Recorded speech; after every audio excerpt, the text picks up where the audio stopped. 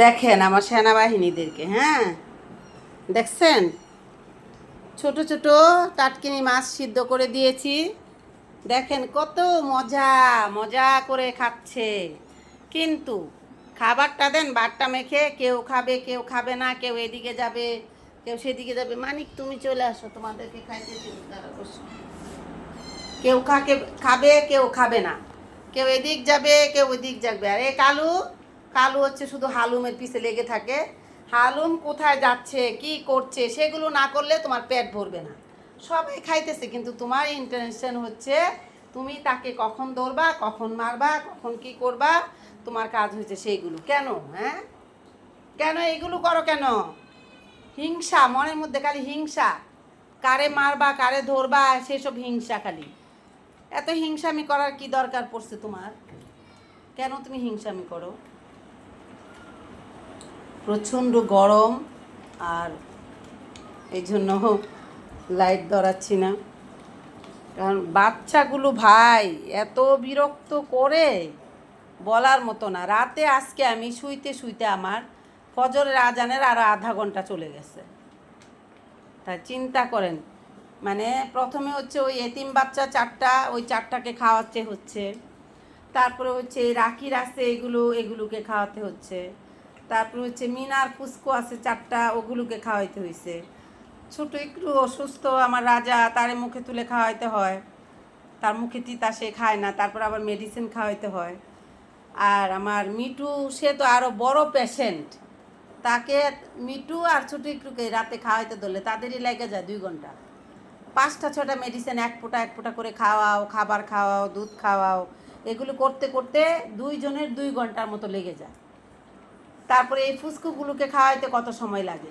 তারপরে নিজেদের খাওয়া দাওয়া করা, রাতে কত টুকটাক একটু গুছানো টুচানো কাজ টাজ থাকে। তো কিভাবে সম্ভব বলেন? মানুষ অগুমা থাকলে মানুষের হায়াত কমে যায়, মানুষ অগুমা থাকলে মানুষ অসুস্থ হয়ে যায়। মানে ঘুম না হলে মানুষের বিভিন্ন রকমের প্রবলেম হতে পারে, কিন্তু সেই প্রবলেমগুলোই আমার হচ্ছে শুধুমাত্র ওদের কারণে ঘুমাতে পারি না। এই যে মানুষ মায়ের ঘরে বাচ্চা হতেই ধরে ধরে চোখ ফুটতে কোনো রকম ফুটলেই মানুষের কাছে দিয়ে দেয়।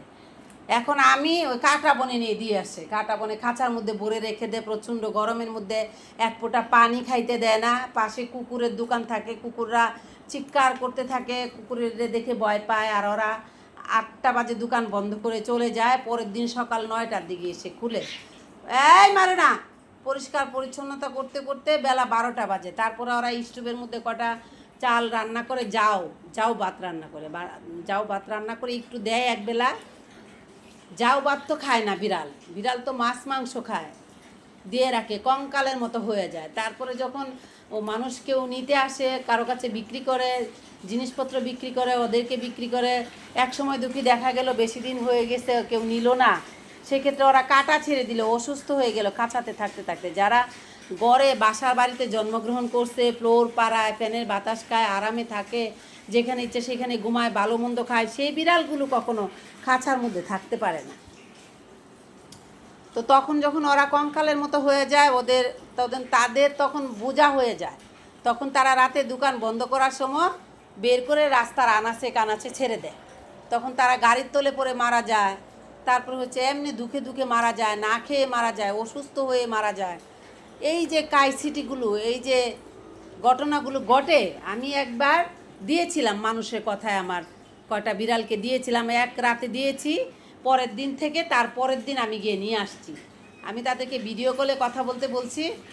আর তারপর আমার এক বাচ্চাকে মারতে মারতে শেষ করে ফেলছিল একবারে। অসুস্থ হয়ে গেছে বাচ্চা, গিয়ে দেখি বাচ্চাদেরকে পানিও খেতে দেয় না। বাসা থেকে খাবার নিয়ে গেছি আমি, পাশে খাঁচার মধ্যে ছোটো ছোটো বিড়ালের বাচ্চা আছে, প্রচণ্ড কান্না করতেছে। সেক্ষেত্রে আমি খাবার দিলাম, মাছ ভাত সিদ্ধ করে নিয়ে গেছিলাম আমি রান্না করে। সেক্ষেত্রে আমি খাবার দিলাম, আর পানি খাওয়ার জন্য, মানে আমার যে বাচ্চাগুলো আছে আমি বলছি পানি দেন। এটা আরও 3-4 বছর 5 বছর আগে, একটু পানি দেন। পানি দেয় না, পানি খেলে প্রস্রাব করবে, এই জন্য বাসায় নিয়ে আসার পরে আমার বাচ্চা একটানা 4-5 দিন শুধু পানি আর দুধ খাইছে, পানি আর দুধ খাইছে, আরেকটা অসুস্থ হয়ে গেছে। তারা খাঁচার মধ্যে পড়তে গিয়ে হাতে থেকে ছুটে গিয়ে সাডারের চিপা ঢুকে গেছিলো। তখন তো ওরা ভয় পাইছে, ওদের ওর পরিচিত মানুষ ধরতে গেছে, হয়তো আঁচড় টাচড় লাগছে, ইচ্ছা মতো পিটাইছে, পিটায় আধামরা করে ফেলছে। তো কেমন মানুষগুলো কাটা বনে গিয়া বিড়ালের বাচ্চা দিয়ে আসে, বিড়াল দিয়ে আসে, যাদের কোনো মনের মধ্যে কোনো মন মানসিকতা নাই, তারাই এই কাজগুলো করে। এখন তো আমি করতে পারছি না। আমি তো আমার সব আল্লাহর কাছে যেতে যেতে 10 জন ছিল, মানে 9 জন ছিল। তারপরে ময়নাকে নিয়ে আসলো। তো ময়নাকে নিয়ে আসার পরে আমি আমার বাচ্চাকে বলছি যে আমি আর পারতেছি না বাবা, আমি আর কোনো অ্যাডপশন করব না, একদম টোটাল নিষেধ। এই বাচ্চাটা কুরবানির ঈদের মধ্যে, গত কুরবানি ঈদে, এই বছর না গত বছর কুরবানি ঈদে গরুর পিছে পিছে দৌড়াইতেছে, শুধুমাত্র 4-5টা হাত দিয়ে দৌড়াতে পারে, এই পর্যন্তই। সে এতটা ছোটো, তার ডব দিয়ে দুধ খাওয়াইতে হয়। সে কুলে করে নিয়ে চলে আসছে কান্না দিকে, বলে আম্মু ওকে একটা গরু পাড়া দিলে, মানুষ পাড়া দিলে মারা যাবে। ওর মা কোথায় আছে, কোত্থেকে ও রাস্তায় এসে মানুষের পিছে পিছে দৌড়াচ্ছে, নিয়ে আসছে। আমি খুব রাগ করছি যে তোমাকে বলছি না কোনো বাচ্চা আমি অ্যাডপশন করবো না, তুমি কেন আনছো? তারপরে বলে আম্মু আমার মন মানতেছিল না, অনেক কষ্ট হচ্ছিল, তাই নিয়ে আসছি। তখন আমি ওকে ডব দিয়ে দুধ খাওয়াতে খাওয়াতে বড় করলাম। আমার বাসায় সব বাচ্চারা আমার নিউটার্ন করা। আমার একটা মেয়ে বিড়াল ছিল, আর একটাকে পাইপের থেকে উদ্ধার করছি, রাখিকে, আপনারা তো জানেন স্টোরি, আর কত বলবো। সেই ক্ষেত্রে সেই ময়না 5 মাস বয়স হইতেই আমার এই 2 বাচ্চা রাখি আর মিনা, তাদের 2জনকে কনসেপ্ট করে দিছে। এত ছোট বাচ্চা, নাক দিয়ে দুধ পড়ে, 5 মাসের বাচ্চা। তারপরে সে 1 মাস পরে সে মারা গেছে। কি যেন হয়েছে তার, শুধু বুমি বুমি, এত ট্রিটমেন্ট দিলাম, বাঁচাতে পারলাম না। একটা বাচ্চা অ্যাডপশন করার কারণে আমার খাদে এখন 9টা বাচ্চা আমার খাদের উপরে উঠছে। কারণ সে মিনা আর রাখির পেটে বেবি দিয়ে গেছে। এখন মিনার হয়েছে 4টা, রাখির হয়েছে মিনার হচ্ছে 5টা, এই যে এই 5টা, এই ইঁদুর 5টা, এই দেখেন, এই একটা, আর এই যে 4টা। আর মিনার হয়েছে 4টা। মিনারটা লাস্টের দিকে কনসেপ্ট করছে মারা যাওয়ার কয়দিন আগে। তখন আমি তো কাজে কামে ব্যস্ত থাকি, বাসা থেকে বাইরে যাই দরকারে প্রয়োজনে, তখন তো তারা একাই বাসায় থাকে। আর এত ছোট্ট বাচ্চা যে এই ঘটনা ঘটাবে, এটা তো আমি ভাবতেই পারি না। একটা বাচ্চা অ্যাডপশন করণের কারণে এখন আমার 9টা বাচ্চার দায়িত্ব আমার মাথার উপরে পড়ছে। এখন আমার এত পরিশ্রম বেড়ে গেছে, না আমি বিশ্রাম করতে পারি, না আমি ঘুমাতে পারি, না আমি খেতে পারি। মানে আমি প্রচণ্ড অসুস্থ হয়ে গেছি বাচ্চাদের জন্য। না পারতেছি তাদেরকে কারো দিতে, না পারতেছি ফালায় দিতে। আমি তো কখনো ফালায় দিতে পারি না, আমি গেটের বাইরেই কখনো যেতে দেই না। আর এই যে দেখেন, এই যে হচ্ছে, এগুলো হচ্ছে এতিম বাচ্চা। মানুষ একটা কথায় বলে না, যত মরা গাঙ্গে বাসে সবাই সে রাদারে বসে। এটা হচ্ছে আঞ্চলিক কথা, আঞ্চলিক ভাষা। বন্ধুরা, মনের দুঃখে আজকে আঞ্চলিক ভাষায় খুব কড়া কণ্ঠে কথা বলছি। আপনারা হয়তো শুনে বলবেন যে মাজেদা আপা, হেপি আপা এইভাবে কড়া কণ্ঠে কথা বলতেছে। তো এই আমি ঈদের মধ্যে, আপনারা জানেন হরতাল হলে, ঈদ হলে, যখন প্রচণ্ড বৃষ্টি হয়, রাস্তাঘাটে কুকুর বিড়াল না খেয়ে থাকে, আমার কষ্ট হয়। আমার ইচ্ছা থাকলেও উপায় নেই, আমি বাইরে কুকুর বিড়ালদেরকে খাবার দাবার দিব। কিন্তু তখনও যখন আমার মনে খুব কষ্ট হয়, দোকানপাট বন্ধ থাকে, মানুষ থাকে না, নীরব থাকে, এলাকার আশেপাশে কুকুর বিড়ালগুলো ডিহাইড্রেশন হয়ে মারা যায়, সেক্ষেত্রে আমি তাদেরকে যতটুকু সম্ভব, আমার যত বেলা সম্ভব, আমি তাদেরকে খেতে দিই। আমি খাবার দিতে বেরোচ্ছি, খাবার দিতে দিতে রাত 11টা বেজে গেছে, 2 বালতি খাবার শেষ, আরেক বালতি খাবার আসছে। তখন আমি আমাদের এই পাশের একটা গলি দিয়ে আসতেছি, এখানে এক অ্যাপার্টমেন্টের মধ্যে প্রচুর কান্না শোনা যাচ্ছে। তখন আমি আগালাম, আগায় বললাম মামা কী হয়েছে এখানে, অত কান্না কেন, ওরা কে জন্য কান্না করতেছে?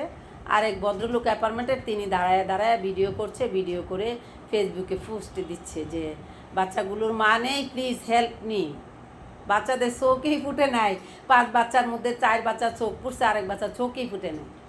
তারা জানিই না বিড়াল বাচ্চা দিছে, ওই লিফটের পাশে স্টোর রুমের মতো একটা থাকে, সেটার মধ্যে বাচ্চা দিছে। মা গেছে খাবার খাইতে, যাওয়ার পরে সে অ্যাক্সিডেন্ট করছে, মারা গেছে না কি হয়েছে, মা আর আসতেছে না। তাই কখন গেছে সেটাও তারা জানে না। কিন্তু বেলা 3টার থেকে তাদের কান্না শুরু হয়েছে, তখন রাত 11টা বাজে। তখন দারোয়ানের ছেলে আর দারোয়ান লাঠি দিয়ে দিয়ে খুঁজে খুঁজে বের করে নিয়ে আসছে, আয়না সারছে, পুরা গ্যারেজ জুড়ে চিৎকার করছে আর কান্না করতেছে। কি মুশকিল চিন্তা করেন। আমি আবার কুকুর বিড়ালদের জন্য বড় বড় 2 লিটারওয়ালা দুধ বোতল জাল দিয়ে ভরে নিয়ে যাই, ছোটো ছোটো বিড়ালের বাচ্চা পাইলে দেই, আবার তৃষ্ণার্ত কুকুর বিড়াল পাইলে তাদেরকে দেই। তা আমার কাছে 2 লিটারওয়ালা 1 বোতল দুধ আছে, সে সময় অবধি। তখন আমি এখন ওদেরকে চৌকেই পুঁঠে নেয়, ওদেরকে দুধ কীভাবে খাওয়াবে, ছোটো একটা ডব হইলে হয় না, এক ফোঁটা করে খাওয়ানো যায়। সেক্ষেত্রে পুরা এলাকা সানমারে একটা দোকান খোলা পাইছি, একটা ডব নিয়ে গেছি, তাদেরকে দুধ খাওয়াইছি আমার বাচ্চা আর আমি। খাওয়ানোর পরে রাত 1টার দিকে বাসায় আসছি বাকি খাবার বিতরণ করে। আসার পরে মামাকে বলে আসলাম, মামা একটা কার্টন আনেন, একটা কাপড় দিয়ে রাখেন, ওখানে যদি ওর মা আসে তাহলে পাবে, আর না আসলে আপনি একটু একটু করে ডব দিয়ে দুধ খাওয়ায়েন, আমি দুধ কিনে দিব, আর ডবটা যত্ন করে রাখেন, আর আমরাও এসে একবেলা করে খাইয়ে দিয়ে যাব। আমার পক্ষে ওদেরকে নেওয়া সম্ভব না, কারণ আমি অসম্ভবের বাইরে চলে গেছি, আমার আর কিছুতেই সম্ভব না মামা। এ কথা বলে ওনার কাছে রেখে আসলাম। আমি একবার, আমার বাচ্চা একবার খাওয়াই দিয়ে আসি, আর মামা খাওয়ায়, বাসা থেকে কাপড় নিয়ে তাদেরকে ভিতরে দিয়ে আসি, শিশি টিসি করে ভিজায় রাখে মামা একটা কার্টনের মধ্যে, না ফ্যানের বাতাস না কোনো কিছু, একটা কাপড় দিয়ে ডাইখা রাইখা দেয়। আর ওরা একজনের শরীর আরেকজনে খেয়ে ফেলছে একদম, এইরকম অবস্থা। ক্ষুধার যন্ত্রণায় ছুঁইতে ছুঁইতে একজনের শরীর আরেকজনের ক্ষত বিক্ষত করে ফেলছে। আর প্রচুর পোকা শরীরে বিন বিন করতেছে, পোকা গা করে ফেলছে শরীর, এরকম অবস্থা। 5 দিনের জন্য যখন আমার বাচ্চা গেল তাদেরকে খাওয়াতে রাতে, তখন বলছে আম্মু বাচ্চাগুলো আর বাঁচবে না, বাচ্চাদের অবস্থা অনেক শোচনীয় হয়ে গেছে, অনেক খারাপ অবস্থা, এই শিশি করার মধ্যে পড়ে আছে, শরীর ভর্তি পোকা, কথা বলতে পারতেছে না, নাক মুখ বন্ধ হয়ে আছে, মানে আর একদিন থাকলে ওরা মারা যাবে। আর মারা যাবে, যে মারা গেলে তো মনে করেন, এই যে দেখেন একটা জিনিস দেখাই, আমার বাসায় নিয়ে আসছি, মিনিটে মিনিটে খাওয়াচ্ছি, তারপরে দেখেন এই যে তার এই যে বিচিগুলো দেখেন, এক ভাই আরেক ভাইকে বিচিগুলো, দাঁড়াও, এই যে দেখেন, দেখছেন বিচিগুলো ছুঁয়ে, এই দেখেন, দেখাই আপনাদের, এই দেখেন বিচি ছুঁয়ে বিচি ছিদ্র করে ফেলছে। এখন মেডিসিন দিচ্ছে আজকে 2-3 দিন ধরে, আর এটার হচ্ছে এই যে বডি ছিদ্র করে ফেলছে, এই দেখেন পুইজ বাইরেতেছে এই দিক দিয়ে, তারপরে গলার এইদিকে, কানের এইদিকে। আমি মানে সারা দিনেই একটু পর পর খাওয়াচ্ছি। এখন আবার একটু একটু করে মাছ খাওয়াচ্ছি, ভাত আধা ভাঙা করে মাছ দিয়ে মেখে মুখের সামনে দিয়ে রাখি, একটু একটু করে শুষে খাবে। আর দুধ তো প্রতিনিয়তই খাওয়াচ্ছি। তো ওরা 5 ভাই বোন ছিল, গতকাল একটা মারা গেছে অসুস্থ হয়ে। এটা এমনিও আনছে পরে এটা খাইতে পারতো না, গলার ভিতরে দিয়ে একটু একটু খাওয়াতাম, তো ওরা হয়তো গাড়ের মধ্যে শুষে গাড়টারে ইয়া করে ফেলছিল, সেই ক্ষেত্রে মারা গেছে একটা। এখন আছে 4টা। তাহলে এই বাচ্চাগুলোকেও টেক কেয়ার করা লাগে। তাহলে আপনারা চিন্তা করে দেখেন বন্ধুরা, আমি কী ধরনের সমস্যার মধ্যে রয়েছি, তারপরেও আমি পারছি না ওদেরকে কাটা বনে দিতে। তা আমার এই যে ময়নাগুলো আছে, আমি কখনোই কারো অ্যাডপশন দিই না। এখন যদি আমি কোনো ভালো ব্যক্তি পেতাম, ভালো মানুষ মন থেকে ভালোবাসে পালবে, তাহলে আমি কাউকে না কাউকে 1-2টা বাচ্চা দিতাম।